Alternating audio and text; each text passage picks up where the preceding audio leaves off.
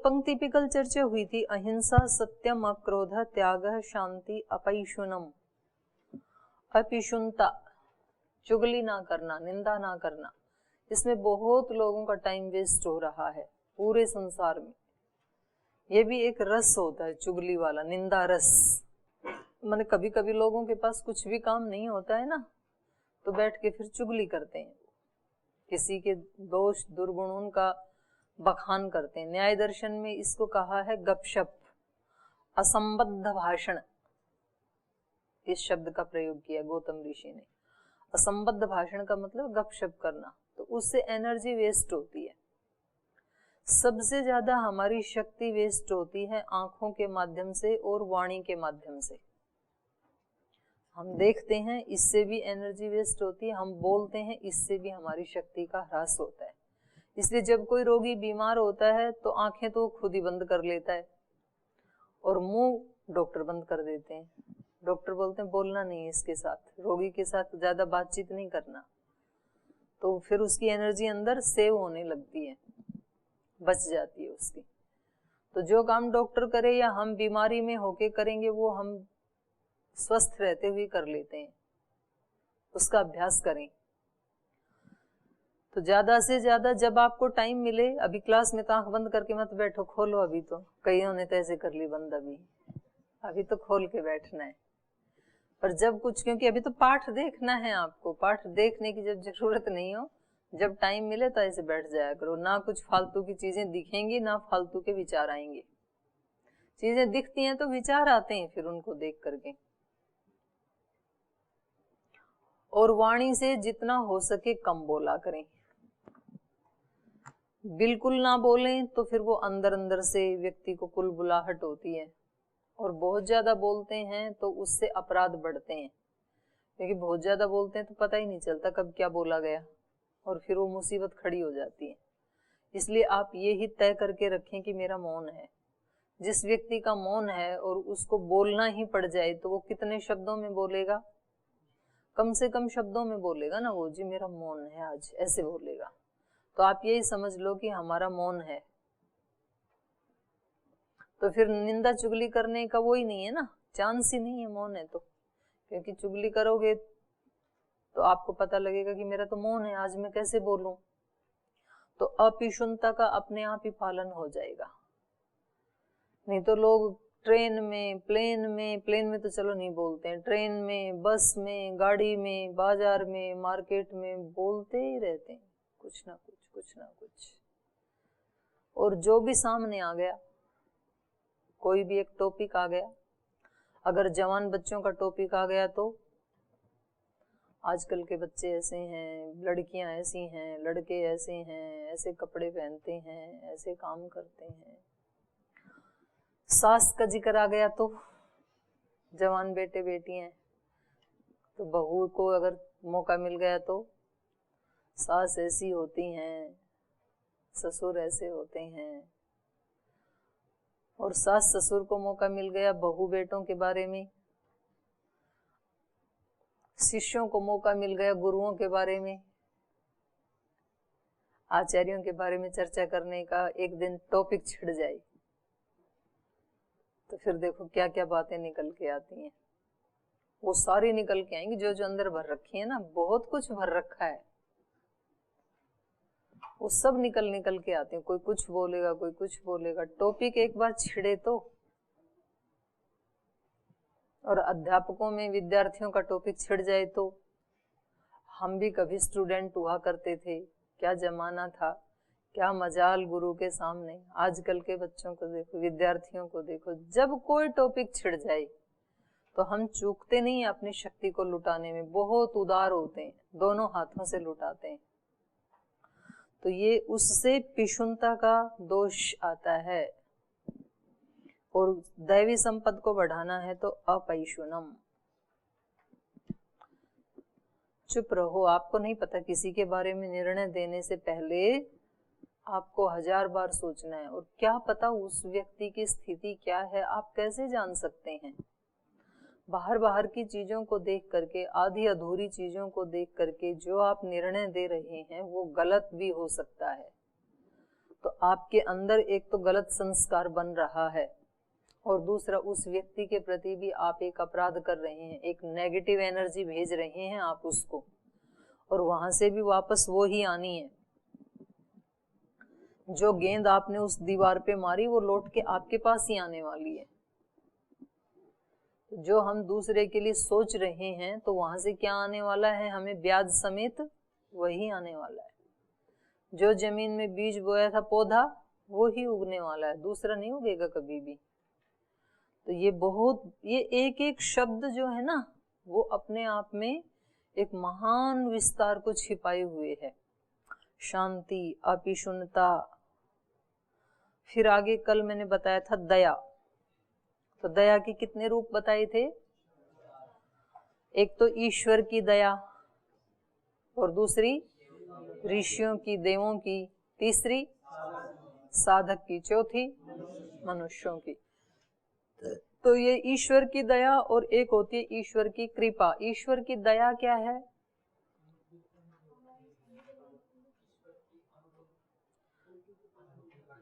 ईश्वर की अनुकूलता नहीं, हमारी अनुकूलता। हमें, हमारे सामने जो अनुकूल परिस्थितियां आती हैं हमारे जीवन में, ये क्या है? ये ईश्वर की दया है। और कृपा क्या है? प्रतिकूल परिस्थितियां आती हैं तो कृपा है ये उसकी, क्योंकि उसी में ही तो हम ऊंचे उठते हैं। प्रतिकूल आएगी ना तो उसमें कुछ जोर पड़ता है फिर उससे बाहर निकलने में, और जब जब हमें किसी चीज में जोर पड़ता है ना, तभी नई उपलब्धि होती है। छोटे बच्चे को जब वो चलना सीखता है तो कितना जोर पड़ता है, कितनी बार गिरता है बेचारा, डगमगाते हैं पैर उसके। पहले तो किसी सहारे को पकड़ के तब खड़ा होना सीखता है, खड़ा भी नहीं हुआ जाता अपने आप तो। और फिर उसको पकड़ के भी एक कदम कैसे बढ़ाता है, ऐसे बिल्कुल डगमगाते हुए, जैसे अभी गिर जाएगा। तो बहुत उसको जोर पड़ता है, बार बार फिर गिर जाता है बेचारा, फिर खड़ा होता है, फिर गिर जाता है, कभी चोट लगती है। लेकिन वो जो चोट लगती है ना, उसमें माँ कभी भी उसको बचाती नहीं है उन चोटों से, कि भाई मैं बच्चे को ना अब खड़ा होने ही नहीं दूंगी क्योंकि ये गिर गया था। ऐसा करती है क्या माँ? माँ देखती रहती है, दूर से प्रेरणा देती है, हाँ बेटा फिर से खड़ा हो, क्योंकि माँ को पता है ये जो चोटें हैं ये ही इसको चलना सिखाएंगी। तो जो प्रतिकूलताएं या तो कभी आती हैं हमारे सामने, और या फिर कभी ऐसे भी लगता है आपको कि जब जब प्रतिकूलता आती है तो कभी तो ऐसे होता है कि माता पिता और ये हमारे गुरुजन, वरिष्ठ जन और स्वयं भगवान, ये भी हमारी सहायता नहीं करते, ऐसे क्रूर हो जाते हैं। तो जब प्रतिकूल परिस्थिति आई तब तो इनको सहायता देनी चाहिए थी ना, हमारे को गिरने से बचाना चाहिए था। नहीं, गिरने से बचाएंगे तो आप में ताकत नहीं आएगी, आपकी उसी में भलाई है। जैसे माँ बच्चे को नहीं बचाती है गिरने से, क्योंकि वो गिरेगा तो वो चलना सीखेगा। अगर उसको गिरने से बचा दिया, हमेशा उसको झूले में रखा, तो वो बच्चा जीवन भर कभी पैदल चलना नहीं सीख पाएगा। तो उसको छोड़ते हैं, कुछ थोड़ी बहुत चोटें लगने दो उसको। इसलिए आचार्य का पहला रूप क्या बताया वेद में? आचार्यो मृत्यु, मारता है खुद ही। मारेगा नहीं तो नया जन्म कैसे होगा? नया जन्म तो मौत के बाद ही होता है ना। वो ही पुराने वाला ही रहा तो फिर गुरु के पास आने से फायदा क्या? अगर आपको उन्हीं पुरानी आदतों में, उन्हीं पुराने ढर्रे में चलने के लिए स्वतंत्र छोड़ दिया जाए यदि, फिर यहाँ आने का फायदा क्या? यहाँ आकर के तो जो उनमें अच्छी आदत थी वो तो बचा ली जाएंगी, और जो उस जीवन की बुरी आदतें थी उनको मारा जाएगा। और मारने के लिए यमराज बनना पड़ता है। यद्यपि यमराज भी एक देवता है, यमदेव, उसमें भी दिव्यता है, क्रूरता नहीं है, लेकिन उसका काम ही ये है, नया सृजन करने से पहले उसकी जरूरत पड़ती है। तो आचार्य का सबसे पहला रूप है वो। तो ईश्वर हमें, कई बार हम कितनी प्रार्थनाएं करते हैं और हमें लगता है कि चलो ये माता पिता गुरुजन ये तो बात नहीं सुनते, तू तो सुन, तू तो दयालु है, तू तो सबकी सुनता है, तू तो कृपा निधान है। वो कहता है हाँ तू ऐसे ही बस हाथ पैर मारता रहे, ये मेरी कृपा ही है जो प्रतिकूलता ही है, और तू निकल ही जाएगा इससे। और फिर आप याद करते हैं कभी 5-10 साल के बाद, उस समय जब मेरे जीवन में ये आया तब मैंने ये बात सीखी, तब मैं आगे बढ़ा जीवन में। ऐसी अनुभूति होती है ना। अगर मेरे जीवन में उस समय वो कष्ट नहीं आता तो मैं इस बात को नहीं समझ पाता। लेकिन ये आज याद कर रहे हैं कि ये जो उपलब्धि है ये उस कष्ट से मिली।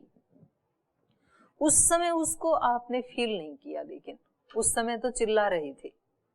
अब विद्यार्थी याद करते हैं, दीदी ने हमें 12-12 घंटे, ये जो हमारे वरिष्ठ है ना रजनीश जी आदि, उनके ग्रुप से पूछना, 12-12 घंटे दीदी हमें बिठा के रखती थी, दर्शन याद करवाती थी।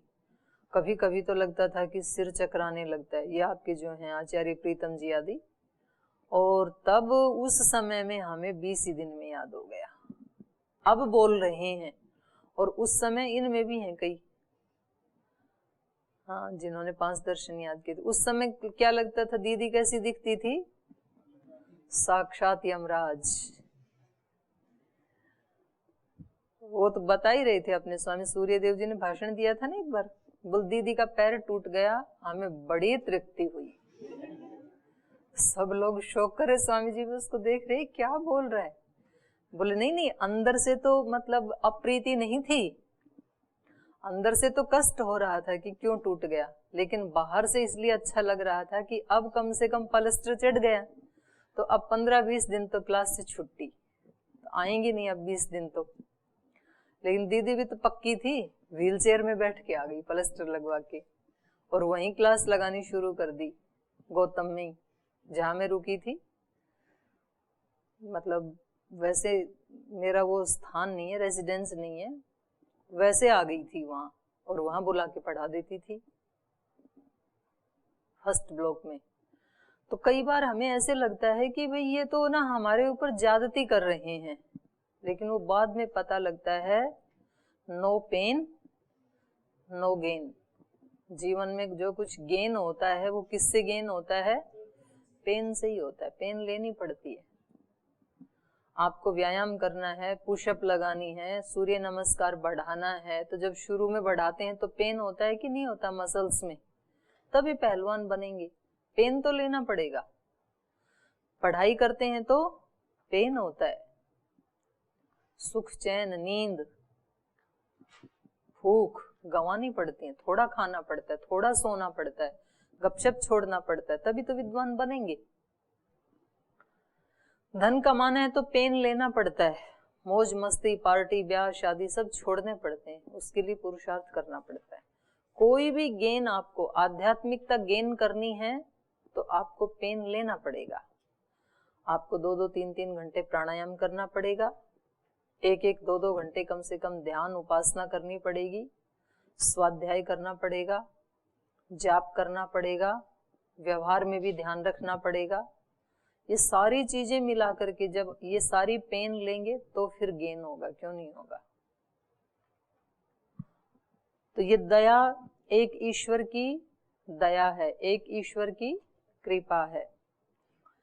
और ऐसे ही ऋषियों की या देवों की दया क्या होती है जी, दूसरों की भलाई के लिए ही वो देना चाहते हैं।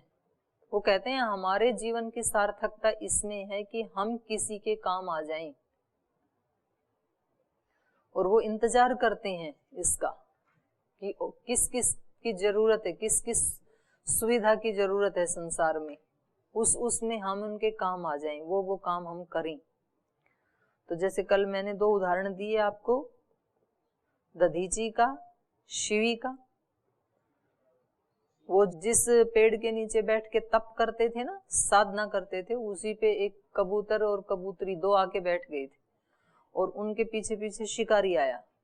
तो कह रहे थे कि अब तो ये हमें मार ही देगा, हमने तो एक संत की शरण ली थी, हमें लगता था कि शायद यहाँ तो ये नहीं आएगा, लेकिन इसने तो यहाँ भी हमें ढूंढ ही लिया है। तो ऐसे वो विलाप कर रहे थे। तो उस ऋषि ने नीचे सुना उनके विलाप को, और उसने कहा कि यदि तुम मेरी शरणागति में आए हो, मेरा आश्रय लेके आए हो, तो जब तक मैं जिंदा हूं तब तक तुम्हें नहीं मरने दूंगा। तो ये हमारी वैदिक परंपरा की रीति है कि जो अपना शरणागत है उसकी हमें रक्षा करनी होती है।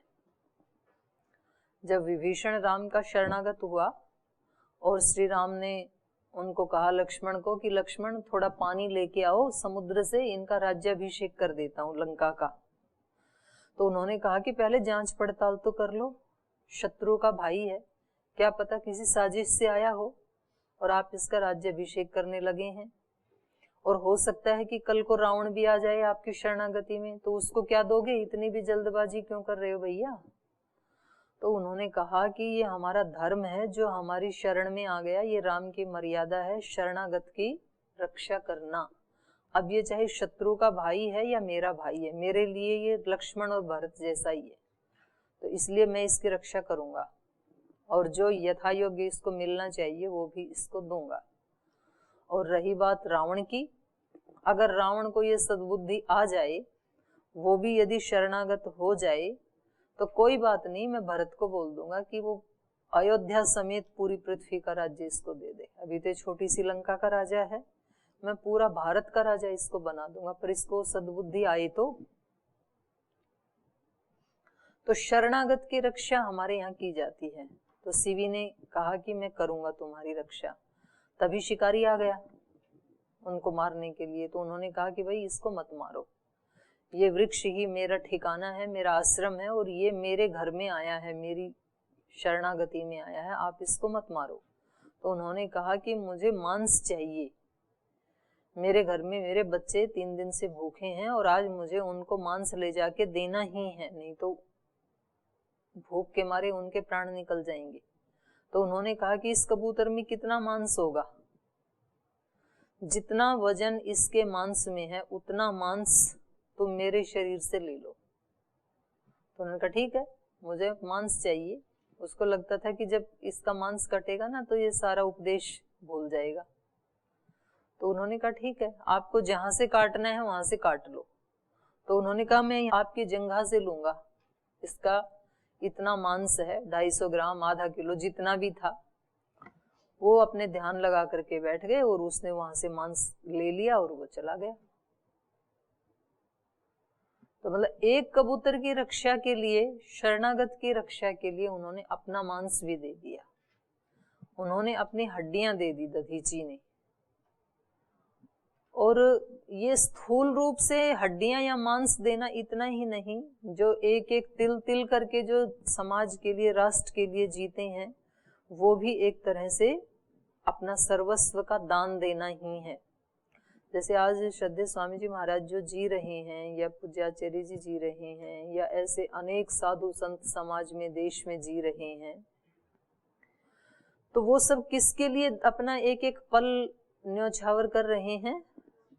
मानवता की भलाई के लिए, मनुष्यता की भलाई के लिए, वो उनको कोई कष्ट ना हो इसके लिए। तो ये उनकी दया है, देवों की। फिर तीसरा बताया साधक की दया। जो साधक होता है वो क्या सोचता है हमेशा? लोकाः समस्ताः सुखिनो भवन्तु, मैं भी सुखी रहूं, ये सारा लोक भी सुखी रहे।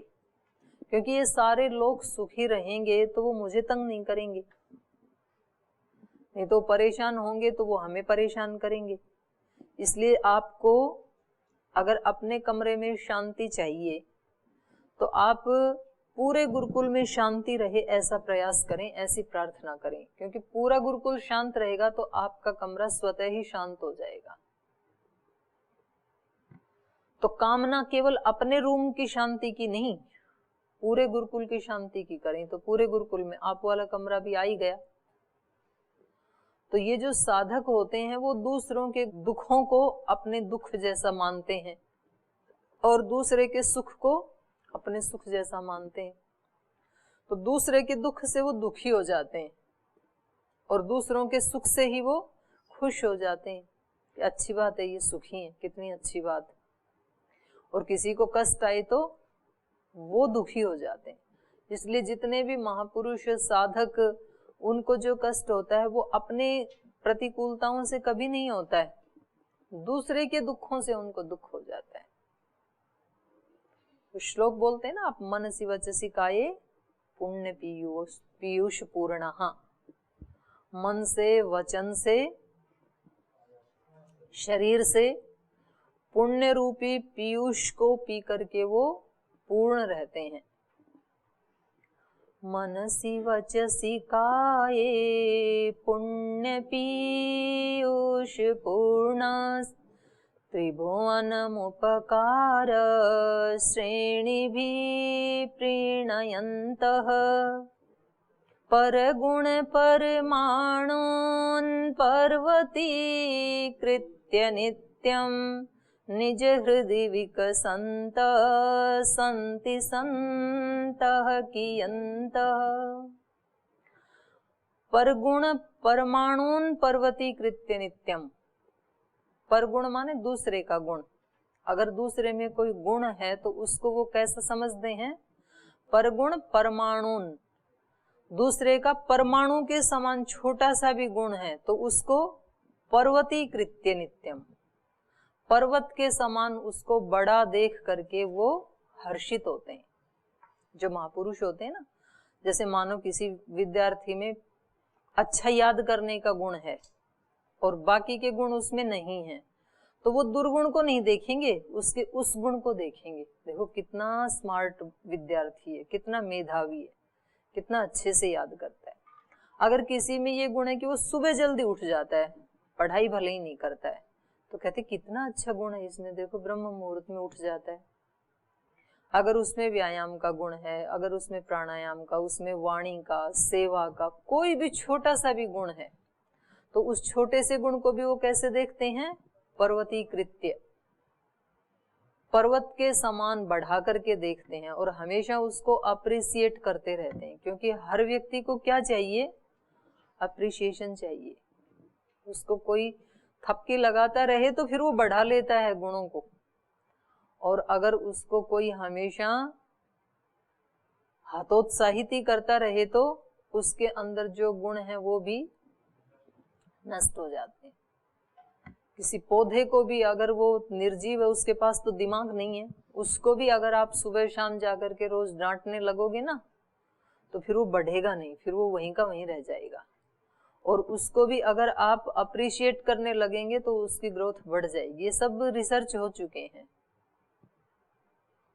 परगुण परमाणुन पर्वतीकृत्य नित्यम निज हृदय विकसंत, अपने हृदय का विकास जो कर रहे हैं, निज हृदय विकसंतः संति संत कियंत। ऐसे संत कितने हैं जो दूसरे के छोटे से गुण को भी मनसी वचसी काये पुण्य पीयूष पूर्णः त्रिभुवनम उपकार, त्रिभुवनम उपकारः, त्रिभुवन का उपकार करते हुए वो उसमें सेवा में लगे रहते हैं। तो ये दूसरे के दुख से दुखी हो जाता है साधक, और उसकी जगह अपने आप को खड़ा करके देखता है कि इसकी जगह यदि मैं होता तो मैं क्या करता।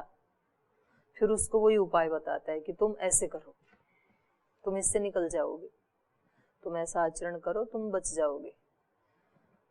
और दूसरे के अंदर कोई उसके जीवन में सुख है, कोई खुशी है, कोई उसके जीवन में कोई थोड़ा सा भी एक गुण है तो उसको वो बढ़ाता है फिर। तो ये उसकी दया है साधक की। फिर तीसरा मैंने बताया था मनुष्यों की दया है जी, है चौथी, तीन हो गई ना, पहली भगवान की, दूसरी देवों की, तीसरी साधक की। वो अपने जैसा देखता है दूसरे को, और चौथा है मनुष्यों की। फिर मनुष्यों में भी 2-3 श्रेणियां हैं। उच्च श्रेणी जो है वो मनुष्यों की दया की क्या है? दया करते हैं और भूल जाते हैं। कहीं जा रहे हैं, कोई भिखारी है, कोई भूखा है, कोई लाचार है, कोई बीमार है, उसको उठा के उसका इलाज करा दिया। उसके पैर में जूते नहीं थे, बेचारा लहू लुहान पैर हो रहे थे, उसको जूता दे दिया वो बोला कि मैं भूखा हूँ, उसको अच्छे से खाना खिला दिया किसी रेस्टोरेंट में ले जा करके, ये सहायताएं की, चला गया। ना इसका कोई एड्रेस लिया, कुछ नहीं उसके मन में, बस उसको ये करके अच्छा लगा। तो ये एक दया है, ये निरपेक्ष दया है, कोई अपेक्षा नहीं है उस व्यक्ति से इसको। तो ऐसी दया करने वाले हैं मनुष्य, तो ये उच्च श्रेणी की दया है। और दूसरी दया है, दया तो करते हैं लेकिन अपने मन में अहम आ जाता है, ये तो हम हैं जो हमने ऐसे दया कर दी। ऐसे कौन करता है आज के जमाने में? ये तो हमने दे दिया, फिर वो कईयों को बताते हैं, आज मैं वहां गया था, वहां एक ऐसा मिला, फिर मैंने ऐसा किया। ओ भाई साहब, आपको तो और हमारे को तो ऐसे संस्कार मिले हैं इसलिए हम ऐसा करते हैं। नहीं, आज के जमाने में कौन करता है ऐसा? कौन? आज लोग अपने सगे भाई बहनों के लिए नहीं करते हैं, अपने माता पिता के लिए नहीं करते हैं, कौन करता है? तो वो मतलब उसका बखान करके तृप्त होता है। तो दया तो की उसने किसी के ऊपर, लेकिन ये राजसिक दया है, ये मध्यम कोटि की दया है, उच्च कोटि की नहीं है। और तीसरी है निम्न कोटि की दया, जो हम अपने स्वजनों पे करते हैं। दया तो करते हैं, बस में बैठेंगे ना तो मतलब पूरा ऐसे 2 सीट जितनी जगह घेर के बैठेंगे, और कोई अपना जान पहचान वाला रिश्तेदार आ जाए तो तुरंत सिकुड़ जाते हैं, आओ ना यहाँ बैठो, क्यों आप खड़े क्यों हैं? बोले नहीं नहीं एक ही है, आप ही बैठे रहो। नहीं नहीं मैं तो बस इतनी पे बैठ जाऊंगा, बैठ ही जाते हैं इतनी पे। और दूसरे ने उससे थोड़ी देर पहले किसी दूसरे व्यक्ति ने पूछा, भाई साहब थोड़ा उधर उठ, नहीं नहीं मेरे को पैर में दर्द है, मेरे से नहीं, आप कोई और देखो ना। उसको तो मना कर दिया, तब तो मतलब पूरी 2 सीट जितनी जगह चाहिए थी, और जब अपना परिचित आ गया तो आधी पर्याप्त है फिर। तो अपने बच्चों पे, अपने भाई बहनों पे, रिश्तेदारों पर, संबंधियों पर दया करते हैं, उनको सहन करते हैं, लेकिन वो क्या होती है? मोह के कारण होती है वो दया, तमोगुण के कारण होती है, मूढ़ता के कारण होती है, दूसरे पे नहीं करते हैं। अपना कोई संबंधी हो तो उसको अच्छी से अच्छी वाली चीज दे देंगे, और दूसरा कोई मांगे कि ये तो रद्दी है आपके लिए, तो अब ये तो दे दो, नहीं नहीं ये भी काम आ जाएगी कहीं ना कहीं, क्या पता कब क्या काम आ जाए। उसको जो आपने रिजेक्ट कर दी वो चीज भी नहीं देते हैं दूसरे वाले को। तो ये भी दया है, लेकिन ये कैसी दया है? निम्न श्रेणी की है, ये सामान्य श्रेणी की दया है। तो दया भूतेषु, भूतों के ऊपर दया करना। तो अब ये मैंने इतनी दया की श्रेणियां बताई। तो मूढ़तापूर्ण दया है, उससे तो मध्यम वाली दया पे पदार्पण करना है, फिर मध्यम वाली से उत्तम कोटि वाली, उत्तम कोटि से साधक वाली, साधक से देवों वाली, और देवों से भी उठ के भगवान जैसी निरपेक्ष भाव से केवल उसका कल्याण चाहना। तो ऐसे थोड़ी थोड़ी दया का जब भी चांस मिले अपने जीवन में, कहीं किसी के ऊपर करने का, दया करने का मौका मिले तो करनी चाहिए। शरीर से मौका मिलता है, कभी कभी मन से, विचार से, कहीं ना कहीं तो मौका मिल ही जाता है दया करने का, तो वो हमें चूकना नहीं है। वो भगवान का भेजा हुआ अवसर है और उसका हमें 100% लाभ उठाना है। तो शेष चर्चा कल करेंगे, आज यही पाठ को विराम देते हैं।